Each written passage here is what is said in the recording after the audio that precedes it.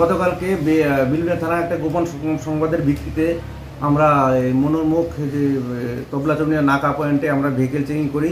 তো ভেহিকেল চেকিংয়ের সময় একটা গাড়ি যার নাম্বার TR08A4224 ইকু হোয়াইট কালারে, এটাকে আমরা ডিটেন করি, করে তল্লাশি করে তার বাদে আমরা 7 জন লোককে দেখতে পাই যারা সাসপিসিয়াস টু বাংলাদেশ। তো তাদের ইন্টারোগেশনে তারা নিজেরাও স্বীকার করে যে তারা বাংলাদেশি এবং তারা গতকালকেই বাংলাদেশ থেকেই মানে ইন্ডিয়াতে প্রবেশ করেছে আননোন পার্সনের থ্রুতে।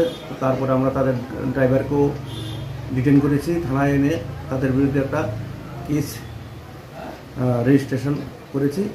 তো টোটাল 8 জন এখানে আছে, আর বাকি নামও কিছু এসছে। আমরা ইনভেস্টিগেশনের সাথে এগুলি বসছি না। তো আমরা দেখছি তাদের এগুলির পেছনে কারা কারা যুক্ত আছে, মানে যারা হিউম্যান ট্রাফিকিং করে, সেগুলি আমরা আটক করে কোর্টে পাঠাবো। তাদের কাছ থেকে টোটাল আমরা ইন্ডিয়ান কারেন্সি 1,64,780 টাকা রিকভারি করি এবং বাংলাদেশি কারেন্সি 1,01,935 টাকা উদ্ধার করে 60টা মোবাইল, 60টা মানে অ্যান্ড্রয়েড মোবাইল, একটা কিপ্যাড মোবাইল আর একটা গাড়ি আমরা সিজ করি। কেস নাম্বারটা স্যার? কেস নাম্বার হচ্ছে বিলুনিয়া পিএস, কেস নাম্বার হচ্ছে আপনার 27। আমরা কেস ধারা নিয়েছি 612/143 এবং 3 IPP অ্যাক্টে।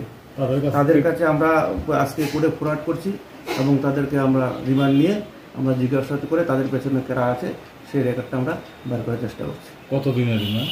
আমি দেখছি আমরা 5 দিনের মতো রিমান্ড চাইব সেই